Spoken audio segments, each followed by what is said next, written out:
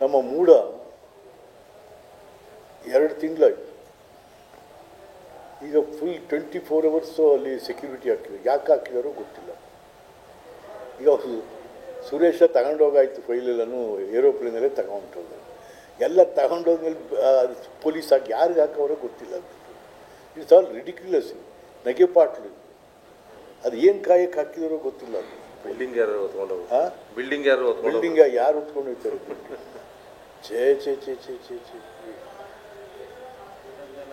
ಆಮೇಲೆ ತಿಂಗಳ 5 ಕೋಟಿ ರೂಪಾಯಿ ಸಂಬಳ ಅಲ್ಲಿ ಎಸ್ಟಾಬ್ಲಿಷ್ಮೆಂಟ್. 2 ತಿಂಗಳಿಂದ 10 ಕೋಟಿ ಸುಮ್ಮನೆ ದುಡ್ಡು ಹೋಗ್ತಾ ಇದೆ. ಅಲ್ಲಿ ಯಾವ ವ್ಯವಹಾರನೂ ನಡೀತಾ ಇಲ್ಲ. ಯಾರೋ ಟ್ಯಾಕ್ಸ್ ಗೀಕ್ಸ್ ಕಟ್ಟೋರು ಕಟ್ಬಿಟ್ಟು ಅವರಾಗಿ ಕಟ್ಬಿಟ್ಟು ಬರ್ತಾ ಇದ್ದಾರೆ. It is totally closed. ಸಿದ್ದರಾಮಯ್ಯನವರೇ, ನೀವು ಮೈಸೂರಿನವರಾಗಿ ಮೂಡ ಬಾಗಿಲಾಕ್ಬಿಡ್ತಾ ಇದ್ದೀರಾ. ಮಹಾರಾಜರು ಸ್ಥಾಪಿಸಿದಂಥ ಬಡ ಜನರಿಗೆ, ಕೂಲಿಕಾರರಿಗೆ, ಇಕನಾಮಿಕಲಿ ವೀಕರ್ ಸೆಕ್ಷನ್ ಅವರಿಗೆ ಒಂದು ಸೂರು. ಮನುಷ್ಯ ಯಾಕೆ ಕಷ್ಟಪಡ್ತಾನೆ? ಅವನು ಏನೋ ಒಂದು ಸೂರು, ಒಂದು ರಕ್ಷಣೆ ತನ್ನ ಹೆಂಡತಿ ಮಕ್ಕಳಿಗೆ, ತನ್ನ ಕುಟುಂಬಕ್ಕೆ. ಅದನ್ನು ಕೊಡ್ತಕ್ಕಂಥ ಸಂಸ್ಥೆನೇ ನೀವು ಬಾಗಿಲಾಕಿದ್ರೆ ನೀವ್ಯಾವ ಚೀಫ್ ಮಿನಿಸ್ಟರ್ ಕರ್ನಾಟಕದಿಂದ, ಮೈಸೂರಿಂದಲೇ? ಯಾರು ಒಪ್ಪುವಂಥದ್ದಲ್ಲ. ಇದನ್ನು ಏನು ಮಾಡಬೇಕು ನೀವು ಹೇಳ್ತಾನೂ ಇಲ್ಲ. ಯಾರೂ ಮಾತಾಡ್ತಾ ಇಲ್ಲ ಇದ್ರ ಬಗ್ಗೆ. ಮಾದೇಗೌಡರು ಪಾಪ ಮಾದೇಗೌಡರು ಓಪನ್ ಲೆಟ್ರ್ ಬರೆದಿದ್ದಾರೆ ಸರ್ಕಾರಕ್ಕೆ. ಯಾರು ಉತ್ತರ ಕೊಡೋರು ಇಲ್ಲ ಅದಕ್ಕೆ. ಜಿಲ್ಲಾ ಮಂತ್ರಿ ಇಂಗ್ಲೀಷ್ನಲ್ಲಿ ಮಾತಾಡ್ತಾರೆ, ಯಾರಿಗೂ ಅರ್ಥ ಆಗಲ್ಲ. ಅದು ಏನು ಮಾಡೋದು?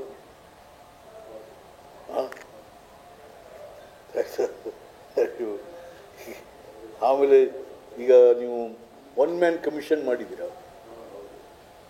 1 ಮ್ಯಾನ್ ಕಮಿಷನ್ ಮಾಡಿದ್ರು ಸಿದ್ದರಾಮಯ್ಯನವರೇ. ಮೂಡ ಹಗರಣಗಳ ವಿಚಾರಣೆಗೋಸ್ಕರ 1 ಮ್ಯಾನ್ ಕಮಿಷನ್ ಎಲ್ಲಿಂದ ಆಪರೇಟ್ ಮಾಡ್ತಾ ಇದ್ದೀರಿ ಈಗ? ಬ್ಯಾಂಗ್ಳೂರಿಂದ. ಬೆಂಗಳೂರು ಎಲ್ಲಪ್ಪ ಅದು ಕುಮಾರಕೃಪಾ. ಆದ್ರೆ ಮೊನ್ನೆ ಕುರ್ಚಿ, ಮೇಜು, ಟೇಬಲ್ಲು, ಆಫೀಸ್ ಡೆಕೋರೇಷನ್ಗೆ 1.5 ಕೋಟಿ ಖರ್ಚಾಗಿದೆ. 1.5 ಕೋಟಿ ಖರ್ಚಾಗಿದೆ. ಯಾವ ಕಮಿಷನ್ ರಿಪೋರ್ಟ್ ಯಾವುದು ಬೆಳಕು ಕಂಡಿಲ್ಲ ಕರ್ನಾಟಕದಲ್ಲಿ. ಹೋಲಿ ನೀವೇ ಮಾಡಿದ್ರಲ್ಲ redo. Arkavathy 880 acre redo. Kempanna commission report ಏನಾಯಿತು? ಕೆಂಪಣ್ಣ ಕಮಿಷನ್ ರಿಪೋರ್ಟ್ ಅದು ಬೆಳಕು ಕಾಣ್ತಾ ಇಲ್ಲ.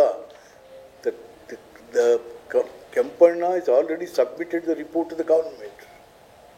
ಬಟ್ ಅದನ್ನು ಬೆಳಕು ಕಾಣಕ್ಕೆ ಬಿಡ್ತಾ ಇಲ್ಲ, ಸಿದ್ದರಾಮಯ್ಯನೇ ಬಿಡ್ತಾ ಇಲ್ಲ. ಯಾಕೆ ಅಂದರೆ ಕೆಂಪಣ್ಣ ರಿಪೋರ್ಟ್ ಏನಾದ್ರು ಈಚೆಗೆ ಬಂದರೆ ಸಿದ್ದರಾಮಯ್ಯನ ಪೂರಾ ಬಿಳಿ ಪಂಚೆ ಶರ್ಟೆಲ್ಲ ಕಪ್ಪು ಮಸಿ ಆಗೋಗ್ಬಿಟ್ಟು ಅದಕ್ಕೆ ಅದನ್ನು ಬಿಡುಗಡೆ ಮಾಡ್ತಾ ಇಲ್ಲ ಅವರು. ಹೀಗೆ ಒಂದು ಕಡೆ ಪಂಚ ಗ್ಯಾರಂಟಿ, ಒಂದು ಕಡೆ ಎಂಥದ್ದು ಹಗರಣಗಳು.